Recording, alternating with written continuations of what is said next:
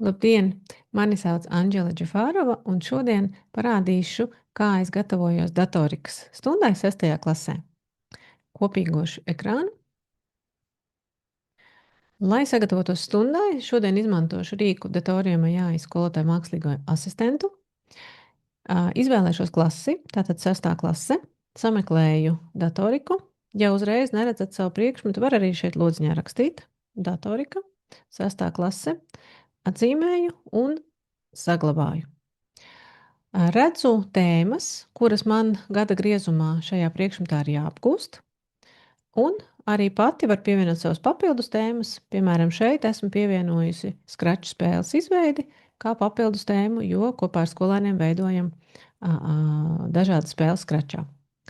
Nākamnedēļ kopā ar skolēniem esmu paredzējis veidot diagrammas izklēlapās, tātad Excelī vai Google Sheets, spiežu attiecīgo tēmu, un tagad izvēlēšos, kuras zināšanas un prasmes mēs apgūsim nākamajā stundā.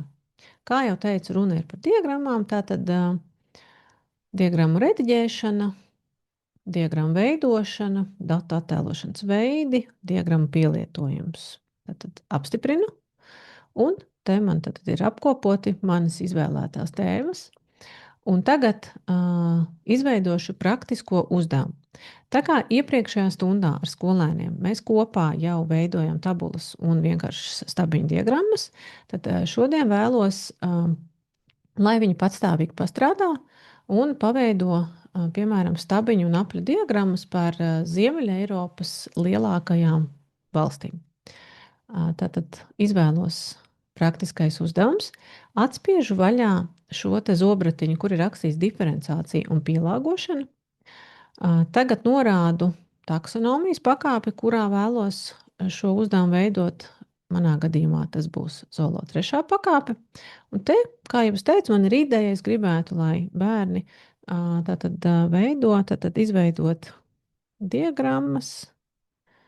izveidot diagrammas par Ziemeļa Eiropas valstīm. Nē, rakstīšu tā, par 5 lielākajām Ziemeļa Eiropas valstīm. Šajā lodziņā var arī atstāt tukšu, tad jums tiks piedāvāta ideja šim uzdevumam, bet, ja ierakstīsiet kādus atslēgvārdus, tad uzdevums tiks ievirzīts jūsu atslēgvārdu virzienā.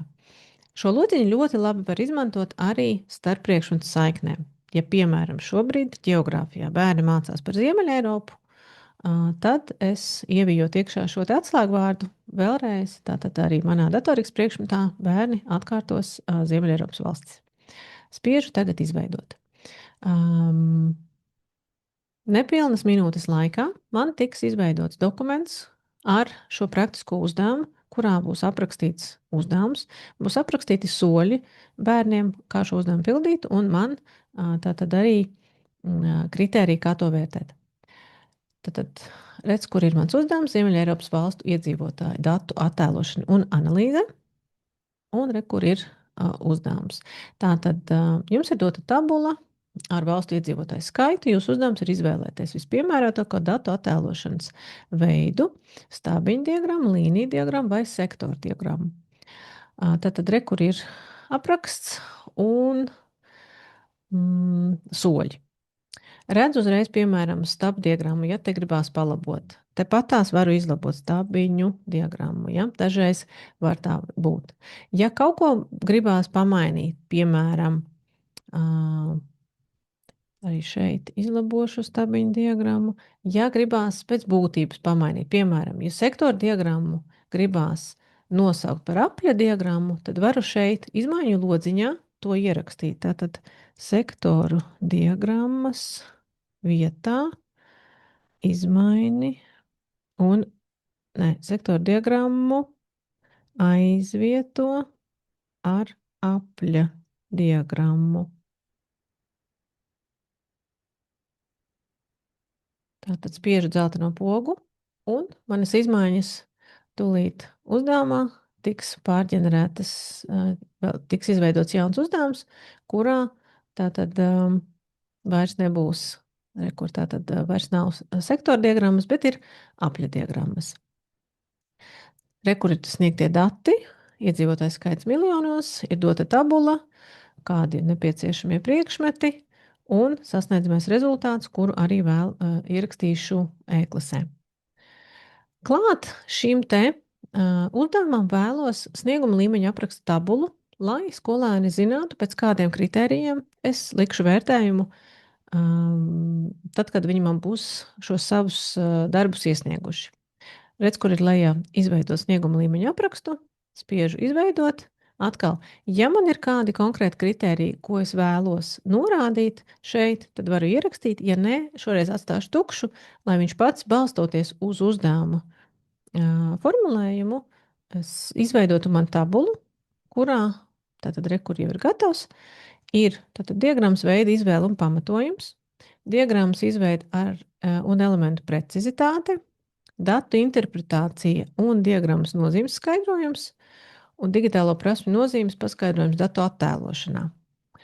Šo, piemēram, es kritēriju nevēlos, atkal izmantoju šo lodziņu, rakstu izdzēst pēdējo kritēriju. Man pietiek ar tiem 3 kritērijiem, kas ir norādīti, pirmie 3. Spiežu zeltaino pogu un gaidu, ka tūlīt no manas tabulas pazudīs 3., 4. rinda. Tātad, lūk, man ir gatavs mans snieguma līmeņa apraksts. Ievērojiet, ka katrā no šiem kritērijiem ir izveidota trepīte, ja, tātad skolēns izvēlas diagrammas veidu, bet nepamato savu izvēli. Skolēns izvēlas diagrammas veidu un sniedz īsu pamatojumu, kas daļēji atbilst datiem. Šeit tātad izvēlas un sniedz pamatotu, saprotamu, skaidru izvēli, un pēdējā tātad pilnīgi skaidri pamato izvēli, sasaista to ar datiem. Katrā no šiem kritērijiem tiek iedota laba šāda te gradācija, kura te augšā es varu vai nu uzlikt punktu skaitu par katru, vai nu var uzlikt stapu, ja man tas ir vajadzīgs, un izdrukāt šādu te tabulu un ielikt skolēniem e-klasē vai uzlikt darba laikā uz tāfeles.